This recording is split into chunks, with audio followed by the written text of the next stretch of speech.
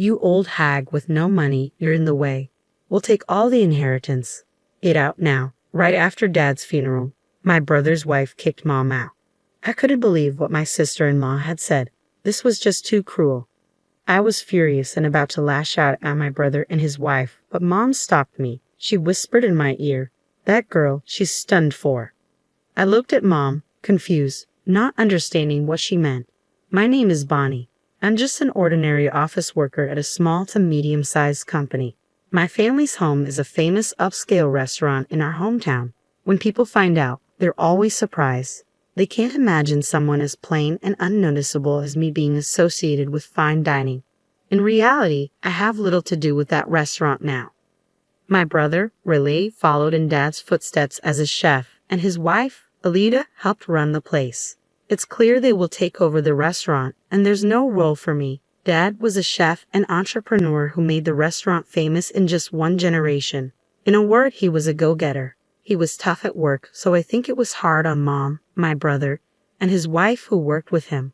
But away from work, Dad was a loving family man who made people laugh with his jokes. I loved Dad for that. Then one day, I got a call from Mom at work. "Your father has collapsed. Come to the hospital right away." I could tell from Mom's voice that Dad's situation was serious. I rushed to the hospital. When I arrived, Mom and the doctor were talking, looking very serious. "Mom, is Dad okay?" I asked after the doctor left, not knowing what was going on. Mom was looking worriedly at Dad, lying in bed and stroking his hand. His hands were thick and hard like a craftsman's. I love Dad's hands. "He's not in immediate danger, but it seems there will be after effects," Mom murmured, still looking at Dad. The doctor had told her that Dad would probably be paralyzed on his right side. Not being able to move his right hand would be the hardest thing for Dad. Mom and I sighed, unable to talk any further. "Is my father-in-law okay?" My sister-in-law's voice echoed in the quiet hospital room. She had rushed over after hearing from Mom. I thought she was worried, but as soon as she heard about Dad's condition and the after effects, her expression changed, and she began to smirk. "Well, he can't cook anymore, so the restaurant is ours now," she said callously. I couldn't believe what I was hearing. The sister-in-law I knew was quiet, never going against Mom, Dad, or my brother, always smiling, always considerate. But the person in front of me now was like a stranger. I couldn't keep up with her sudden change. "That's her true nature. She's been hiding it. I notice.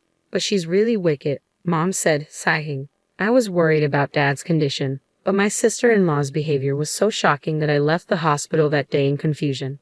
2 weeks later, Dad was discharged and returned home. Dad's body was now so frail that he couldn't even manage to go to the bathroom or eat on his own. Proud as he was, Dad would sometimes throw tantrums and throw things. Worried about Dad and Mom, who was taking care of him, I went back to my parents' house to help with caregiving whenever I had time. "You're coming back too often. It's annoying." My sister-in-law would make snide remarks every time she saw me, but that wasn't something I could worry about. Mom looked more worn out every time I saw her. She was taking care of Dad's toileting, meals, and baths all by herself, all day long, probably without any time to rest. Though they sometimes hired a helper, Mom's burden was still significant. My brother and sister-in-law, who lived with them, not only refused to help with Dad's care, but also didn't even prepare Mom's meals. "Mom, you must be having a hard time alone. Should I quit my job and come back here, not just to help occasionally, but to take care of Dad together?" Since my brother and his wife were clearly unreliable, I had no choice but to help Mom. I seriously considered joining in Dad's caregiving, but even when I suggested it, Mom shook her head. "There's a helper, and I'm fine on my own. You don't have to worry about me," Mom answered with a smile, perhaps not wanting to worry me, but she looked like she was pushing herself too hard. I was driven by anxiety that Mom might collapse too. Then the situation took a turn for the worse. Dad, who had become quite disheartened, began to show symptoms of dementia. "Who are you?" Being told that by my own father was quite painful. He used to act so high and mighty, and now he doesn't even recognize his own daughter. How pathetic, my sister-in-law, who happened to peek into the room, sneered at me. Forgotten by Dad or not, her attitude on top of the shock I was already feeling hurt me even more. "Father-in-law smells a bit. If you want to stay in this house, you better behave." My sister-in-law, her face twisted, pinched her nose and looked at Dad with contempt. Mom completely ignored her. She was probably holding back from reacting to the provocation. My sister-in-law, clicked her tongue and left the room. Dad, it's okay. Mom spoke to Dad in a gentle voice, like soothing a child. Thinking about how my parents were being treated so roughly by my brother and his wife, I felt like crying. Dad's dementia continued to progress, and his body weakened more and more. It was soon becoming impossible to care for him at home. As I pondered what to do with my parents, my brother, who rarely spoke to me even when I visited home, called me. I answered the phone and complained to him about his wife's attitude, but he brushed off my words and started talking about himself, saying it wasn't important. Then he asked me to help out at the restaurant on weekends. I thought it was very selfish of him, so I told him I would consult with Mom and get back to him, then hung up. I immediately called Mom and relayed the conversation with my brother to her. Mom then explained the reason my brother had asked for my help. The longtime employees and chefs are quitting one after another. Almost no one is left. They all say they can't keep up with the leader's way of doing things. I haven't been to the restaurant in a while, so I don't know the details. Mom was no longer involved in the restaurant's operations, but even while caring for Dad, she was concerned about it. It was a place they had worked hard to build together. There must be a strong attachment, and it was only natural to be concerned. She must also be worried about the employees with whom they had shared joys and sorrows. From Mom's voice, I could sense her disappointment that things had come to this. I'll go help out at the restaurant this weekend. I'll see for myself what's going on, so don't worry. After discussing it with my mom, we decided that Dad would go to daycare while I couldn't help with caregiving that weekend. I changed into an employee uniform in the locker room of my family's restaurant. How many years had it been since I last wore this uniform?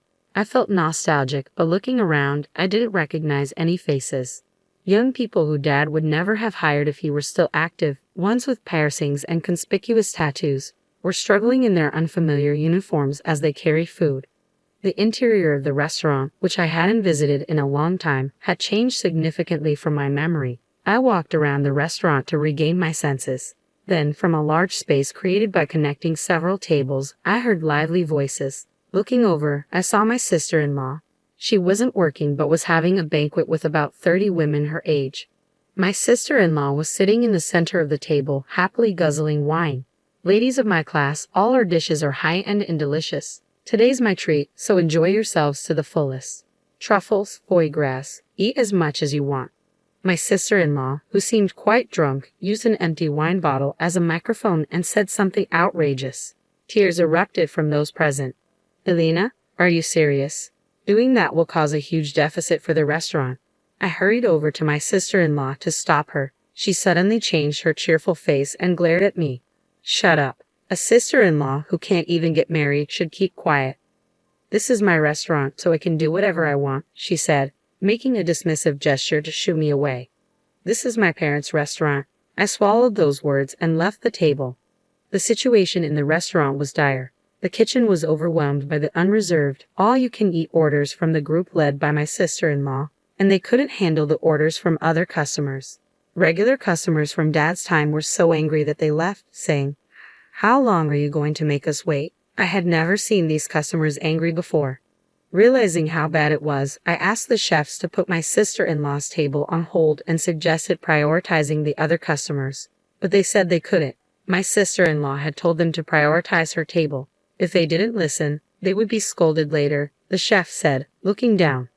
My brother was engrossed in a horse racing broadcast, seemingly oblivious to the chaos. He probably became a chef just by going along with the atmosphere around him. As soon as Dad, who was intimidating, was gone from the kitchen, this happened. Since childhood, he had always watched Dad's face, and now that Dad was gone, he was watching Elita's face. This was not good. I approached the table again to warn my sister-in-law about the orders. Just then, a long-serving employee whom I knew was telling my sister-in-law, "We can't serve that dish anymore. We've run out of the main ingredient, truffles." The moment the employee bowed his head, my sister-in-law raised her voice in anger. "Then go buy some. You should know that much, you useless person." She even threw an empty plate at the employee. She was acting more like a rowdy, drunken customer than an owner. I understood why the long-serving employees had been quitting one after another. I'm thinking of changing the name of this restaurant.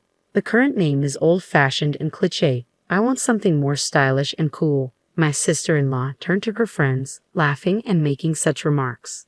The restaurant was finished. Dad's once renowned establishment was nowhere to be seen. After finishing my help, I headed to the locker room, wondering how to tell Mom about this situation.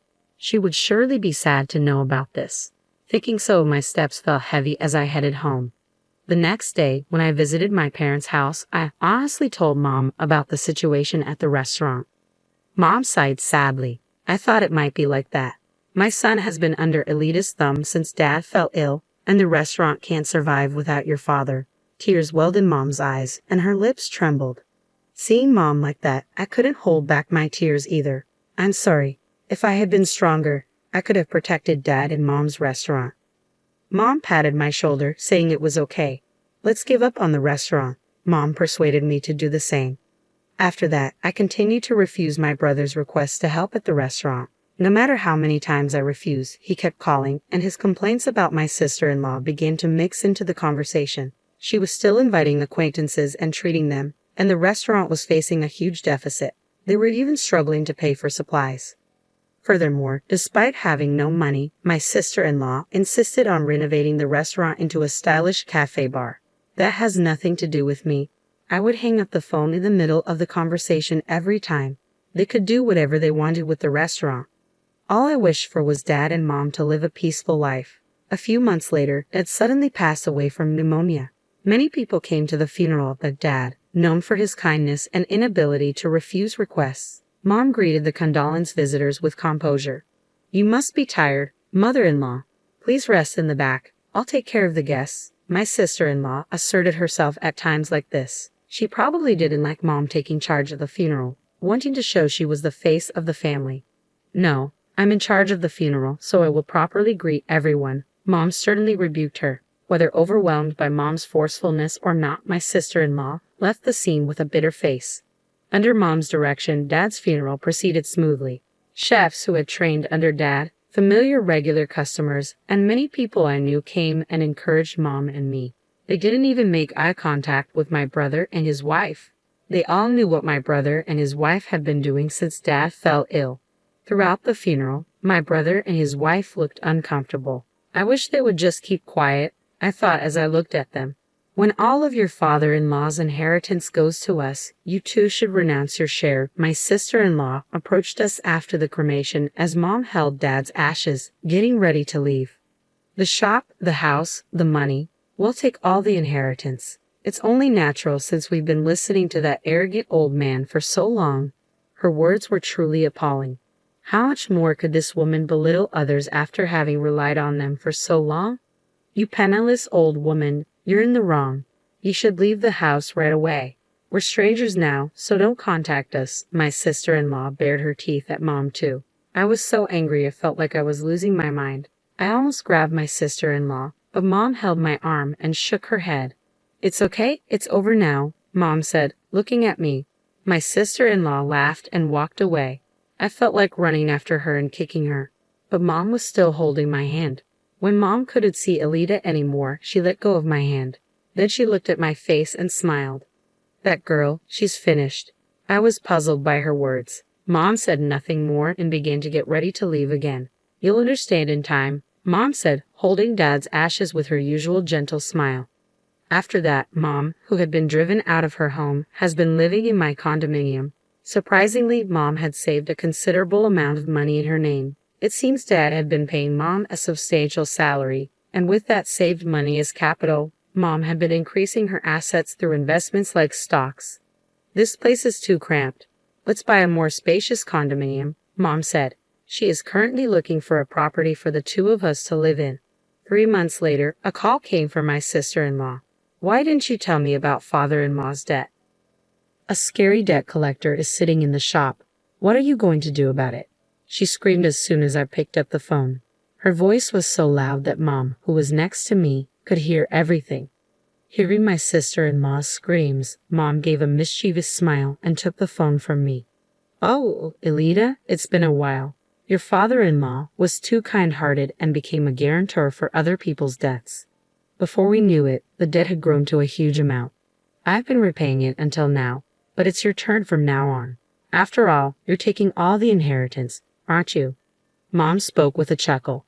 Even though she was laughing, her eyes were cold. Mom must have been harboring quite a bit of anger herself.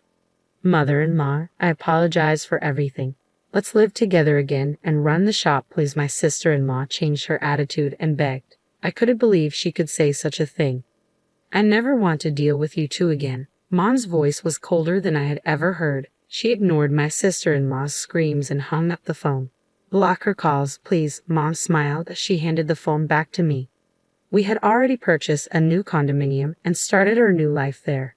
Of course, my brother and his wife don't know the location, so we'll probably never see them again. Later, through local acquaintances, I learned that my family's restaurant had closed. My brother and his wife had lost the shop and the house to debt and were left penniless. They still have remaining debts, so they are now working from morning to night at a chain restaurant in the old apartment where they live.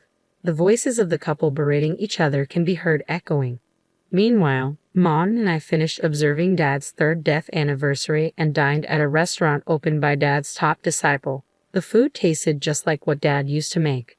That night, we talked about memories of Dad and enjoyed a feast of gourmet dishes to our heart's